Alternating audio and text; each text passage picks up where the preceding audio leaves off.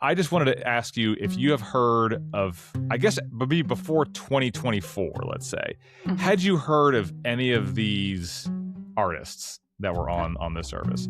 Calliope Bloom. No. No. Okay. Callous Post. No. No. Okay. There's two more. Calm Knuckles, which is I like that one actually. I would listen to Calm Knuckles, I think. What what genre would they be? I don't know. I feel like they're kind of metal, but that feels like a local band name, right? Like you would go see Calm Knuckles here at like a bar in Greensboro. Haven't heard of them, but now I am willing to check them out. All right, and then Camel Edible, which sounds pretty trippy. I have not heard of any of these. So all of those songs, or all of those albums, or artists, I should say, were all really on Spotify or Apple Music, but they were all streaming AI music. And this is something that you looked into starting back 2 years ago in 2024. So probably should introduce you at this point. Kate Knibbs, senior writer for Wired, wrote a story last May 2025 called "A Billion Streams and No Fans Inside a $10 Million AI Music Fraud Case." How did this story about AI and music on these platforms that was not actually human made cross your radar? So I had been reporting on different ways that AI had been changing the internet and the arts industries for probably 6 months before I stumbled onto the AI music story. My editor sent me a link to a news item about Mike Smith getting arrested for AI streaming fraud. And I think it might have been a local news story from North Carolina. Only WBTV was there as FBI agents raided a Cornelius man's home. He's a musician now facing serious charges, accused of using AI to create and stream music and illegally collect more than $10 million in royalties. Michael Smith is charged with wire fraud conspiracy, wire fraud, and money laundering conspiracy. We knew that it was the first criminal arrest of its kind. So she said, you should look into this a little more and see if it has potential for a narrative feature. And so I started looking this guy up, trying to figure out what he was all about. I was really surprised. I thought he was going to be AI slop entrepreneurs and just in it for the money. But it turned out that he had this whole backstory of being involved in the music industry.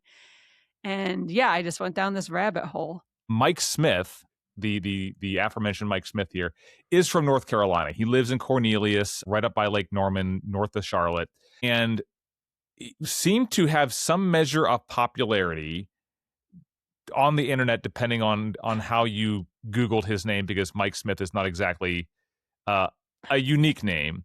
Mm-hmm. But I had never heard of this person, and all of a sudden he stands accused of doing something that nobody, I would say, has been caught doing before. So I mean, just starting at the beginning from your reporting, mm-hmm. Who is Mike Smith? How did he begin going down this road? Yeah, so yeah, he's a Cornelius native. He wasn't always in the music industry. He actually managed or owned, it's a little unclear, but he was running a series of medical clinics. I believe they were urgent cares for years. He was working on the side. He was just a hustler, always working on different projects. Clearly had been interested in music for a while he was working in the medical industry. And so, started releasing songs. He played several instruments. And then at some point, a decade or 15 years ago, a while back, he decided to get more serious about pursuing music as a career. And so at that point, he really pivoted to trying to make a music career happen for himself. He ended up connecting with this man named Jonathan Hay, who was a music publicist, and together they ended up launching their own record label. SMH Records, which stands for Smith and Hay Records. It was based in North Carolina as well. Like basically they ran it out of his house. I think they also had a second house that they would rent to do music video shoots. They started producing albums, putting out albums as SMH. Then they also would work with a bunch of artists, usually like rappers or hip hop artists. That was sort of their niche. Just because I think Jonathan had a lot of connections to that world when he was a publicist. They sort of did this thing that happens a lot, so it's not like it's a uniquely slimy thing that only they did, but they would sort of throw money at more prominent artists so that they could get a production credit, and they would sort of establish their bona fides that way. So like all of a sudden this guy starts working with like Nappy Roots and RZA at one point from the Wu-Tang Clan, and he sort of worked his way up. He was working with like Snoop Dogg, like DJ Khaled, like big names by the time he got caught for doing something completely different. And so yeah, he was sort of like not nobody in the music industry, but sort of grasping on the lower rungs, like V-list celebrity, I would say. And at some point, he, according to Jonathan Hay, started like juicing all of the music they put out stats. Like he would basically hire third parties to inflate their playlist views. My impression just from going, like, I think some of his stuff is still on YouTube or on some of the streaming stuff. At least it was the last time I checked. And and like you were saying, like, it's not like he doesn't have the chops. Like his music sounds professional and well done. It doesn't seem sort of like the level of this is going to be an old throwback, but like the Rebecca Black Friday sort of thing where it's like, wow, this is an amazingly like high quality and probably high cost music video, and the singing is not great. Like he kind of had the chops, but it also, just like you were saying, sounded like he was trying to buy himself a break. Yes. And at one point he actually bought himself a reality show that was on BET called One Shot, where he paid for the show to be produced. That was sort of like American Idol, but for like the next great rapper. And he was one of the quote unquote celebrity judges, even though he wasn't famous, and it fully ran on television. So yeah, that's what he was up to for many years. And one of the ways he was making inroads was by, according to his business partner, Jonathan Hay, doing all of these kind of sleazy tactics to inflate the amount of plays that songs were getting, to inflate the amount of streams that music videos were getting. And then at some point, I would say allegedly, but he's pled guilty, so I don't have to anymore.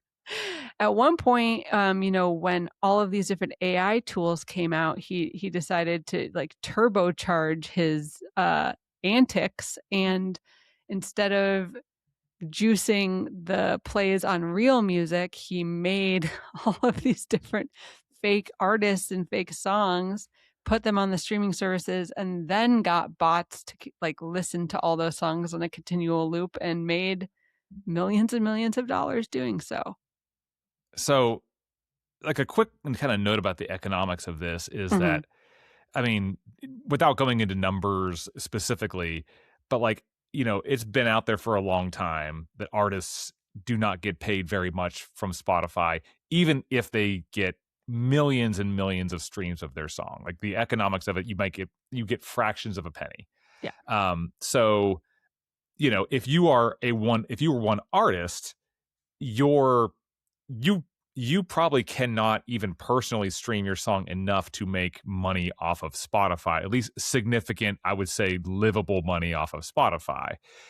But in this case, what Mike Smith did is he basically just sort of expanded the volume of that by thousands of songs and artists that he created using AI, and then would stream them. And so, a fraction of a penny here and there isn't going to make you much. But if you stream, thousands or millions of streams all the time, every day for a long time, it really, really adds up to serious money. And that's kind of where he ended up maybe starting to get noticed in a way that he didn't want to be noticed. Yeah, I think he might have flew too close to the sun because, as you were saying, it's really hard to make $10 million off streaming. Like, obviously, people like Taylor Swift are doing it. Like, there is an echelon that makes more than that, but most musical artists are making less than that. So it was kind of probably hard not to get noticed eventually. He kind of strikes out to do this. And I guess maybe you talked to Jonathan Hay, who had worked with Mike, and one of the things that I guess Jonathan noticed is like they at least were working on an album together, and they had this like meteoric rise and this then like very sharp fall all in like a week's time. So like, what was Jonathan's take on that after seeing like, oh my gosh, we're number one for this album, and then now we're nowhere to be found? Like, what happened with that? Yeah, so Jonathan says that the reason he was suspicious of that Mike was juicing the views of the human-made music that they were working on was because some songs and albums would do like shockingly well, would hit the Billboard charts, would have a lot of views on YouTube or various streaming services, but then they didn't have any fans. Like, no one cared about them, no one knew them. So he was sort of like, why do I have a number one hit in like the Christian market, but literally no one knows who I am? Like, how are all of these plays showing up on my songs, but I've never met anyone who's played one of my songs? So he says it started clicking for him when there was just this giant gulf between how successful they appeared to be via the metrics and how successful they appeared to be via anyone caring about them. Yeah, it wasn't like, oh, you're so popular, we should go out on tour. It was just like, we hit number one and literally nobody cares. Yeah. What a world. Yeah. So this is happening. So like there are signs, at least early on, that somebody is doing something to this music that Mike Smith is putting out to like inflate the numbers. I think that was it seems like that was the thing that everybody was very suspicious about. So what was the actual sort of process that he took to go about doing this so he could set up this big, botnet that was going to do nothing but stream all kinds of music? So I'm going to have to make some assumptions because I haven't actually talked to him about his process. So I have to go off what like the criminal complaint said, but there are certain inferences you can make, So the criminal complaint that the United States filed against Mike lists a CEO of a AI music generation tool as a unindicted co-conspirator. So we know some of the tools he was specifically using to create songs. So, there are a bunch of different popular AI music generation tools out there, like you or I could download them. And, I don't know how much care or thought he was putting into the crafting of the prompts to gin up all these songs, but he made, thousands upon thousands of these songs, and then was, I believe, putting them on the streaming services with like an intermediary. Like most songs are going up on streaming services from independent artists. They have distribution companies that will put them up. So then he would give them to distribution company, create a fake like band name, then upload the albums to the distribution companies, and then they would send them out to the streamers. So that's what it was like on the making the AI music end. Then in the bot streaming side, it looks like he was able to set up his own system of bots. So I think maybe he started out like just hiring third parties, but by the time he got to this AI scheme, he had been around long enough to like know how many computers he needed and I realize that I'm a Wired reporter, so I should know the tech details behind this, but like I really don't. But basically, he had all of these bots streaming all of the AI music on a constant loop, and that was, telling the streamers that he deserved royalties. Those are the basics of the scam. Like, honestly, it's so simple. I'm kind of surprised more people aren't getting caught doing this. How did this start getting onto the radar of streaming services and law enforcement that were obviously not happy to see this happening?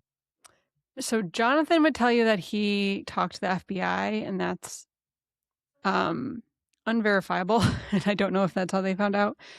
I asked all of the streaming services about this. It was interesting. Like, some of them didn't respond. Spotify was quick to respond, and they were like, we actually flagged this quickly. We only lost a couple $1,000s before we pulled the plug on this whole scheme. They were very eager to let people know that their fraud detection services did catch this before it got out of control. So it's unclear whether one of the streamers that did lose more money flagged it to authorities, or where in the sequence of events they finally understood. There were signs for years, like the distribution companies would flag things and take them down, and then Mike would argue with them. Like, there's a lot of email threads that I've seen showing Mike insisting that he hadn't manipulated any streams, and what are you talking about? Put my music back up. So the companies involved were sort of suspicious. So again, that, like, the exact sequence of events, we're gonna have to hope that like Mike will sit down and chat, or more will come out. But from what we know, the companies were slowly figured things out, and at some point law enforcement got involved. Yeah. So he then in 2024, gets arrested at his house in Cornelius. It's a nice house, like it's in a nice beautiful neighborhood. It's not, yeah. And so people were like, what is happening here? So like, he initially pleads not guilty. The case is in New York, and then in March he does plead guilty to one count. Sentencing would be in July. Yep. And he basically, at least as part of the guilty plea, said he's going to pay back $8 million and could face up to 5 million or 5 years in prison. I think 20 was on the table at one point. So what does this case tell you about maybe the wider world of AI that's out there right now, right? Like, so, I think there's some discussion out there of, can you use AI to make music, right? Like, if I tell an AI service to make me a song about this topic from Drake, it will make a song that sounds like Drake is doing it, right? Some of them will, some of them now like won't. You'd have to be like, make me a song that sounds like a Canadian rapper with a like, you'd have to sort of circumvent. But yeah, so making AI music is not illegal. It, frequently the music is terrible, but that's not committing a crime. The case was really interesting. It was being watched really closely because it was the first criminal case of its kind. The charges that were being brought against him, like, it was fraud, it was like conspiracy, were kind of novel. It was not necessarily a slam dunk in like the views of lawyers that I spoke with, because like the individual actions that he took weren't necessarily illegal. They violated the terms of service of the streamers, etc. But like, people don't usually get arrested for botting streams. So when he pled not guilty, I didn't think it was the craziest thing, because it seemed like, an argument could be made that he had done something uncouth, but not necessarily felonious. And it was interesting too, because he hired like P. Diddy's legal team. Like, it seemed like he was really going to go for it. And then would love to talk to him, because I don't know why he chose to plead guilty in the end, but I'm guessing it's because they had an insane amount of evidence, if I had to guess. Clearly, he came to the conclusion that he wasn't going to win. And so it's really a pivotal moment still in like the wider music industry, because now we do have this example of someone pleading guilty to a crime that really wasn't a category of crime before this. And since I wrote this story, like I talked to this music streaming service called Deezer while I was writing the story, and they gave me a stat. I think it was like around 18 to 24% of the music that was being put up. I think it was 18. It was in the teens. Was AI in 2024 when I talked to them. Now, I just talked to them. They're saying it's 44% of the music on their service is AI. So it's rapidly increased. Like the streamers have been incredibly flooded with AI music since Mike got arrested. So it's like he's definitely not the only player. And like obviously some of the AI music could be considered, you know, like a new form of art. It's people who actually want the music to be listened to and think it's like a avant-garde format, whatever. But a lot of the music Deezer is saying appears to be created specifically to like juice streams. It's fraudulent content. So this guy's case was definitely the beginning of something and not the end of something.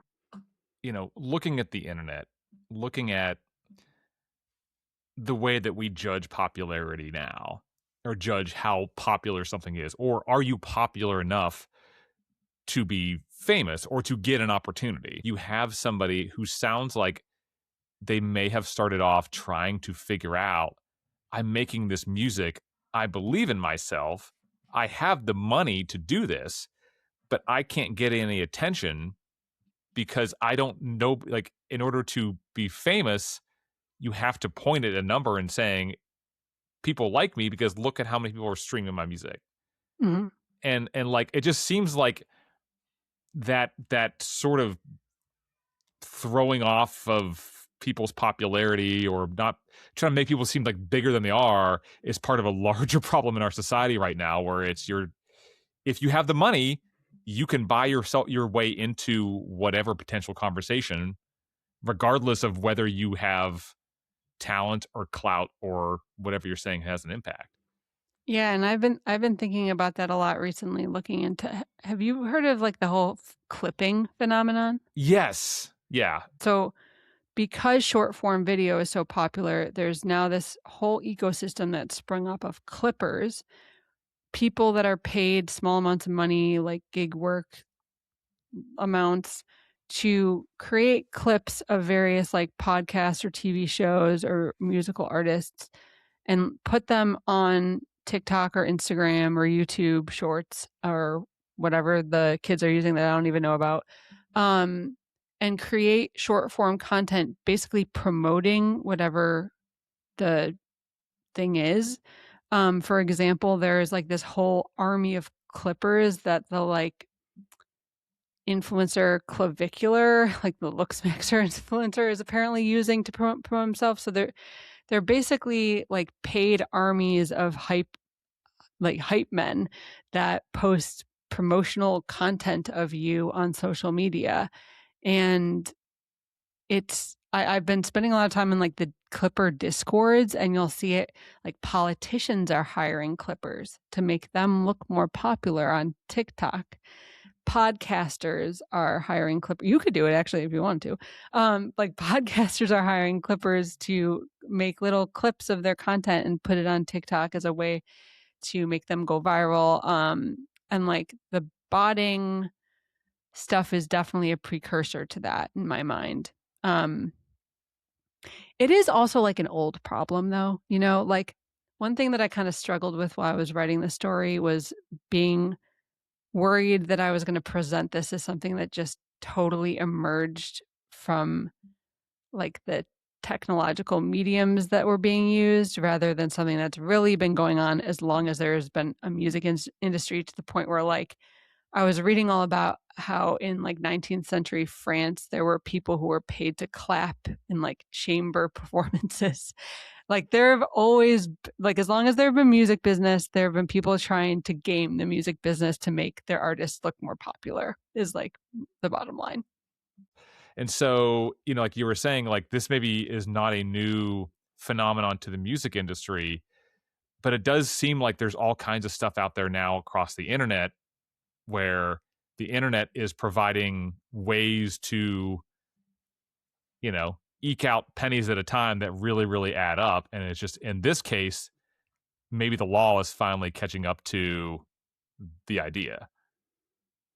Yeah, and I think the thing that is new about the introduction of AI tools is just the scale. Like the fact that they turbocharge our ability to juice content in a way that makes it inescapable and so pervasive that like it's hard to go now on any social platform or like anywhere on the internet really and be really confident that what I'm watching is organic.